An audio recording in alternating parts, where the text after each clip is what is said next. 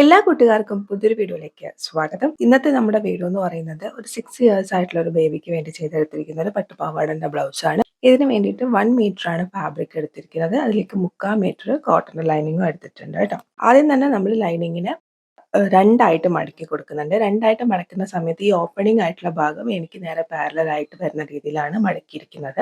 അത് കഴിഞ്ഞിട്ട് ഒരു 1/2 ഇഞ്ച് ഇതേപോലെ നമുക്ക് തയ്ക്കാൻ ആവശ്യമായിട്ടുള്ള സീം അലവൻസ് വെച്ചിട്ട് അതിലേക്ക് ബാക്കി വരുന്ന ഭാഗം ഫോൾഡ് ചെയ്ത് കൊടുത്തിരിക്കുകയാണ്. നിങ്ങൾക്ക് മനസ്സിലായെന്ന് വിചാരിക്കുന്നു. അതായത് മുകളിൽ ഇരിക്കുന്ന പീസ് ഫോൾഡഡ് ആയിട്ടാണ് ഇരിക്കുന്നത്, താഴെ ഓപ്പണിംഗ് ആയിട്ടാണ് ഇരിക്കുന്നത്. അതിലൊരു 1/2 ഇഞ്ച് എക്സ്ട്രാ ഉണ്ട്. അത് എന്തുകൊണ്ടാണ് അങ്ങനെ വരുന്നതെന്ന് വെച്ച് കഴിഞ്ഞാൽ ബാക്കിലാണ് ഹൂക്കും ഐയും കൊടുക്കാൻ ഉദ്ദേശിക്കുന്നത്. അതുകൊണ്ടാണ് അവിടെ ഓപ്പണിംഗ് കൊടുത്തത്. ഇനിയിപ്പോൾ നിങ്ങൾ ബാക്കിൽ ഹൂക്കും ഐയും കൊടുക്കാൻ ഉദ്ദേശിക്കുന്നില്ലെങ്കിൽ സാധാരണ നമ്മൾ ഫോൾഡ് ചെയ്യുന്ന പോലെ ഫോൾഡ് ചെയ്തിട്ട് അളവുകൾ മാർക്ക് ചെയ്യുക. എന്നിട്ട് സൈഡിൽ ഇൻവിസിബിൾ ആയിട്ടുള്ള സിബ് കൊടുത്താൽ മതി കേട്ടോ. ഭാഗത്ത് ഈ ഫോൾഡ് ആയിട്ട് വന്നിരിക്കുന്ന ഈ ഭാഗത്താണ് നമ്മുടെ അളവുകൾ നമ്മൾ മാർക്ക് ചെയ്യുന്നത്. താഴെ ഇരിക്കുന്ന പീസിൽ ഒരു 1/2 ഇഞ്ച് എക്സ്ട്രാ ഉണ്ടാവും, അത് മൈൻഡ് ചെയ്യേണ്ട കേട്ടോ. അപ്പോൾ മാർക്ക് ചെയ്യാം. ഷോൾഡറിന്റെ അളവ് മാർക്ക് ചെയ്ത് കൊടുക്കുക. ഇവിടെ നമുക്ക് 5 ഇഞ്ചാണ്, 5 ഇഞ്ച് മാർക്ക് ചെയ്ത് കൊടുക്കുന്നുണ്ട്. അവിടുന്ന് നേരെ താഴേക്ക് ഒരു 1/2 ഇഞ്ച് ഷോൾഡർ സ്ലോപ്പിന് വേണ്ടിയിട്ട് മാർക്ക് ചെയ്ത് കൊടുക്കുന്നുണ്ട്. ആ ഒരു പോയിന്റിൽ നിന്ന് നേരെ താഴേക്ക് എത്രയാണോ ആം ഹോൾ ലെങ്ത് എന്ന് വെച്ച് കഴിഞ്ഞാൽ അത് മാർക്ക് ചെയ്ത് കൊടുക്കുക. ഇവിടെ നമുക്ക് 5.5 ആണ്, അത് മാർക്ക് ചെയ്ത് കൊടുത്തിട്ട് ഒരു എൽ ഷേപ്പ് വരച്ചു കൊടുക്കുന്നുണ്ട്. ഇനി ചെസ്റ്റ് അളവ് മാർക്ക് ചെയ്യുക. ചെസ്റ്റ് റൗണ്ട് എത്രയാണെന്ന് വെച്ച് കഴിഞ്ഞാൽ അതിന്റെ 4 ഭാഗം വേണം മാർക്ക് ചെയ്യാൻ വേണ്ടിയിട്ട്. ഇവിടെ 6.5 ആണ്, അത് മാർക്ക് ചെയ്ത് കൊടുക്കുന്നുണ്ട്. അതിന്റെ കൂടെ 2 ഇഞ്ച് സീം അലവൻസ് വെച്ചിട്ടുണ്ട്. അതായത് നമ്മൾ ലാസ്റ്റ് സ്റ്റിച്ച് ചെയ്ത് കഴിഞ്ഞിട്ട് എക്സ്ട്രാ ഉള്ളത് പിന്നെ കട്ട് ചെയ്യാന്ന് വിചാരിച്ചിട്ടാണ് കേട്ടോ.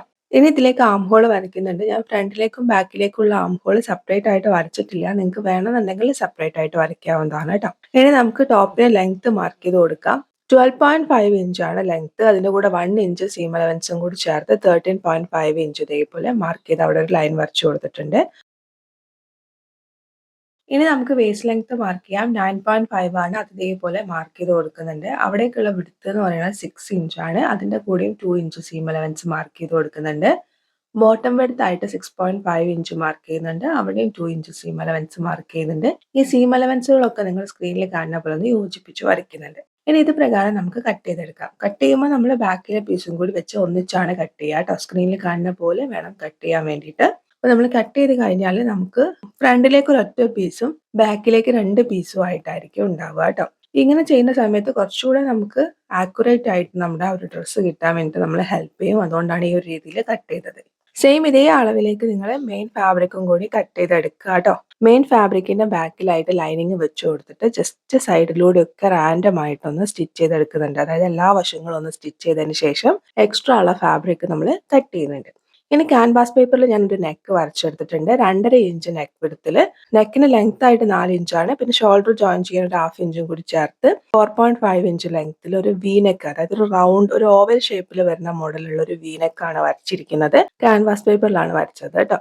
നിങ്ങൾക്ക് ഏത് നെക്ക് വേണമെങ്കിലും വരയ്ക്കാം. നെക്ക് വിഡ്ത്തും നെക്ക് ലെങ്ത്തും ഒക്കെ നിങ്ങളുടെ ഇഷ്ടാനുസരണം നിങ്ങൾക്ക് കൊടുക്കാവുന്നതാണ്. അപ്പോൾ ഇനി എന്താ ചെയ്യണമെന്ന് വെച്ചാൽ ഫ്രണ്ട് പീസിന്റെ സെന്ററിലായിട്ട് ഈ ഒരു ക്യാൻവാസ് പേപ്പറിന്റെ സെന്റർ വെച്ച് കൊടുക്കുക. സെന്റർ ടു സെന്റർ ആണെന്നുള്ള ഉറപ്പ് വരുത്തുക. എന്താണോ നിങ്ങൾ ക്യാൻവാസ് പേപ്പറിൽ നെക്ക് വരച്ചിരിക്കുന്നതെന്ന് വെച്ചാൽ ആ ഷേപ്പ് അതുപോലെ മെയിൻറ്റെയിൻ ചെയ്യുന്ന രീതിയിൽ ഒന്ന് സ്റ്റിച്ച് ചെയ്ത് കൊടുക്കുക. ഞാൻ ഇതേപോലെ സ്റ്റിച്ച് ചെയ്തിട്ടുണ്ട്. അതിനുശേഷം ഒരു 1/4 ഇഞ്ച് ഫാബ്രിക് വെച്ചിട്ട് എക്സ്ട്രാ ഉള്ള ഫാബ്രിക് കട്ട് ചെയ്യുക.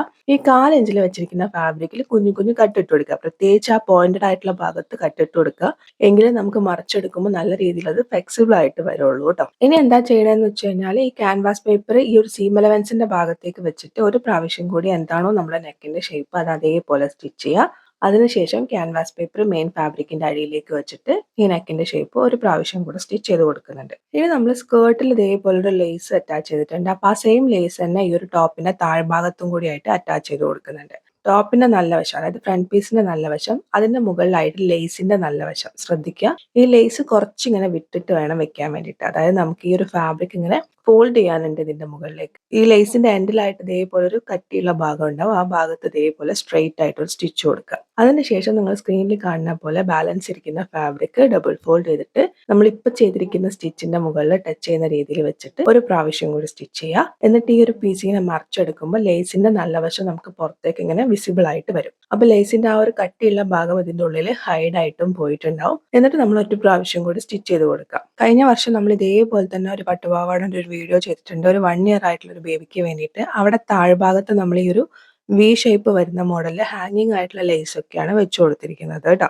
അപ്പൊ അതിന്റെ വീഡിയോസ് ചാനലിലുണ്ട്. ഇനിയിപ്പോ അങ്ങനെ ചെയ്യണമെന്നുണ്ടെങ്കിൽ നിങ്ങൾക്ക് ആ ഒരു വീഡിയോ കാണാം ട്ടോ. ഫ്രണ്ട് പീസ് ഇവിടെ നമ്മൾ കംപ്ലീറ്റ് ചെയ്തിട്ടുണ്ട്. ഇനി നമുക്ക് ബാക്ക് പീസ് എടുക്കാം. ബാക്കിൽ ഇതേപോലെ 2 പീസായിട്ടായിരിക്കും ഉണ്ടാവുക. ബാക്ക് പീസിന്റെ ലൈനിങ് എടുത്തിട്ടുണ്ട്. ലൈനിങ് ഒന്നിന് മുകളിൽ ഒന്നായിട്ട് ഇതേപോലെ വെച്ചതിന് ശേഷം ഞാൻ നെക്ക് ഒന്ന് മാർക്ക് ചെയ്ത് കൊടുക്കുന്നുണ്ട്. ഓൾറെഡി 1/2 ഇഞ്ച് കഴിഞ്ഞിട്ട് ഒരു ലൈൻ ഉണ്ട്. അപ്പൊ ആ ഭാഗം ശ്രദ്ധിക്കേണ്ടെന്ന് നേരത്തെ പറഞ്ഞിട്ടുണ്ടായിരുന്നു. അപ്പൊ ആ ലൈൻ കഴിഞ്ഞിട്ട് എത്രയാണോ നിങ്ങൾക്ക് നെക്ക് വിഡ്ത്ത് വേണ്ടത് വെച്ചാൽ ആ നെക്ക് വിഡ്ത്ത് മാർക്ക് ചെയ്ത് കൊടുക്കുക. അപ്പൊ ഇവിടെ നമുക്ക് 2.5 ഇഞ്ചാണ്. ആ 2.5 ഇഞ്ച് നെക്ക് വിഡ്ത്ത് മാർക്ക് ചെയ്ത് കൊടുക്കുന്നുണ്ട്. ഒരു 3.5 ഇഞ്ച് നെക്കിന്റെ ലെങ്ത് മാർക്ക് ചെയ്തിട്ട് ഒരു സ്ക്വയർ നെക്ക് വരച്ചു കൊടുത്തിട്ടുണ്ട്. ഇത് നമുക്ക് കറക്റ്റ് വേണ്ട അളവാണ്. അതായത് ഈ 2.5 inch neck width 3.5 inch length എന്നുള്ളത് നമുക്ക് കറക്റ്റ് വേണ്ട അളവാണ്.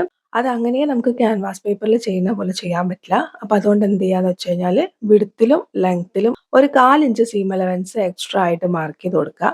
ഇപ്പം വരച്ചിരിക്കുന്ന ഈ 1/4 ഇഞ്ചിലൂടെയാണ് നമ്മൾ കട്ട് ചെയ്യുക. എന്നിട്ട് സ്റ്റിച്ച് ചെയ്യുക നമ്മൾ ഈ വരച്ചിരിക്കുന്ന മെയിൻ ലൈനിലൂടെയാണ് കേട്ടോ. ഇപ്പം ക്യാൻവാസ് പേപ്പറിൽ വെക്കുമ്പോൾ നമ്മൾ കറക്റ്റ് അളവാണ് എടുത്തത്. അത് എന്തുകൊണ്ടാ വെച്ചാൽ കറക്റ്റ് അളവിലൂടെയാണ് സ്റ്റിച്ച് ചെയ്യുക. പക്ഷെ ഇതുപോലെ ഫാബ്രിക് ഒക്കെ വെച്ച് ചെയ്യുമ്പോൾ എപ്പോഴും ഇങ്ങനെ എക്സ്ട്രാ ആയിട്ട് ഒരു 1/4 ഇഞ്ച് ഇടണം കേട്ടോ, സീം അലവൻസ് ആയിട്ട്.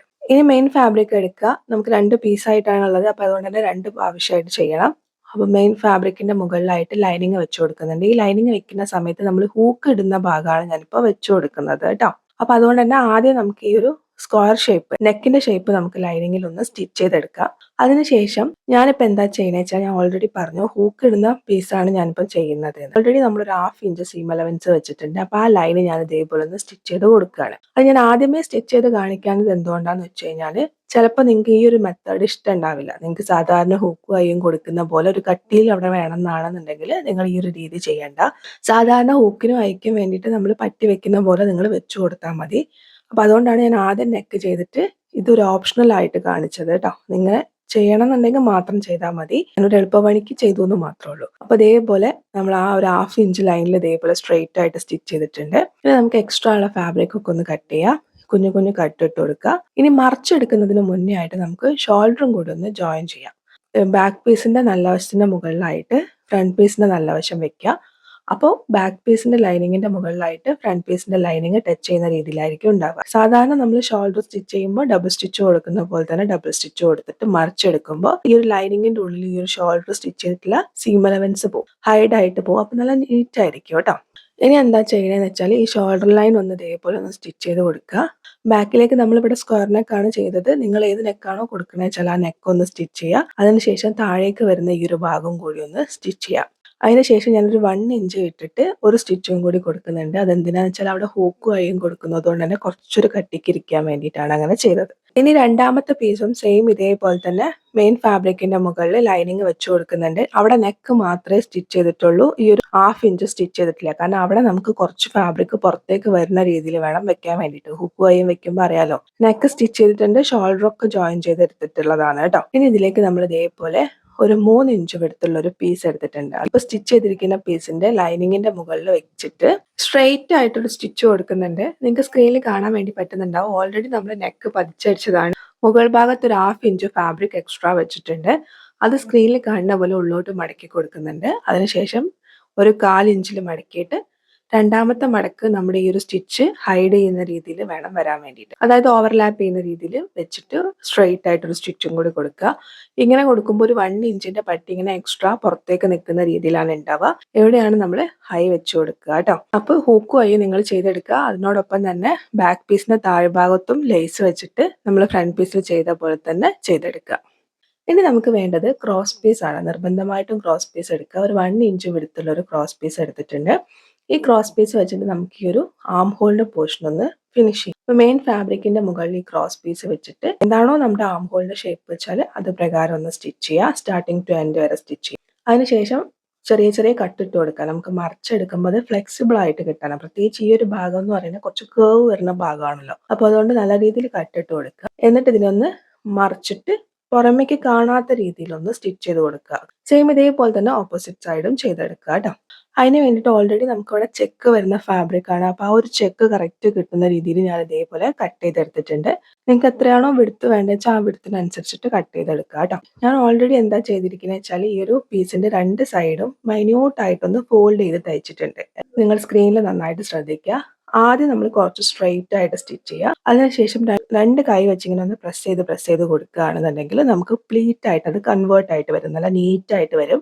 ആദ്യം തന്നെ ചെയ്യുമ്പോൾ നിങ്ങൾക്ക് കുറച്ച് ബുദ്ധിമുട്ടായിട്ട് ഫീൽ ചെയ്യും. അപ്പോൾ കുറച്ച് മെല്ലെ ചെയ്ത് നോക്കുക കേട്ടോ. അല്ലെങ്കിൽ ഒരു റഫ് ഫാബ്രിക്കിൽ ചെയ്ത് നോക്കുക. എന്നിട്ട് ഇതേപോലെ ചെയ്തെടുക്കുകയാണെങ്കിൽ നിങ്ങൾക്ക് പെർഫെക്റ്റ് ആയിട്ട് തന്നെ കിട്ടും കേട്ടോ. ഇനി ഇതെന്താ ചെയ്യുന്നത് വെച്ചാൽ ഇതിന്റെ സെൻട്രലായിട്ട് നമ്മൾ ഓൾറെഡി പ്ലീറ്റ് കൺവേർട്ട് ചെയ്യാൻ വേണ്ടിയിട്ട് ഒരു സ്റ്റിച്ച് വന്നിട്ടുണ്ട്. അപ്പോൾ ആ ഒരു സ്റ്റിച്ച് മെയിൻറ്റെയിൻ ചെയ്യുന്ന രീതിയിൽ സെൻട്രലിലൂടെ ആയിട്ട് ഒരു ആം ഹോൾ മുതൽക്ക് അടുത്ത ആം ഹോൾ വരെ സ്റ്റിച്ച് ചെയ്യാം.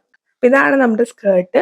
സ്കേർട്ടിന്റെ താഴ്ഭാഗത്തായിട്ട് ബ്ലൗസിന്റെ പീസ് വെച്ചിട്ട് അതിന്റെ മുകളിലായിട്ട് നമ്മൾ ലേസും കൂടി കൊടുത്തെടുത്തിട്ടുണ്ട്. അപ്പൊ ഇതാണ് സ്കേർട്ടിന്റെ ഫൈനൽ ലുക്ക്. പ്ലീറ്റ് ആണ് കൊടുത്തിരിക്കുന്നത്. പ്ലീറ്റഡ് സ്കേർട്ട് ആണ് കേട്ടോ. അപ്പൊ ഇതാണ് നമ്മുടെ ക്രോപ്പ് ടോപ്പ്. ബാക്ക് വളരെ പ്ലെയിൻ ആയിട്ട് സാധാരണ ഹൂക്ക് വഴിയാണ് കൊടുത്തിരിക്കുന്നത്. അപ്പൊ ഇതാണ് നമ്മുടെ ബ്ലൗസിന്റെ ഫൈനൽ ലുക്ക്.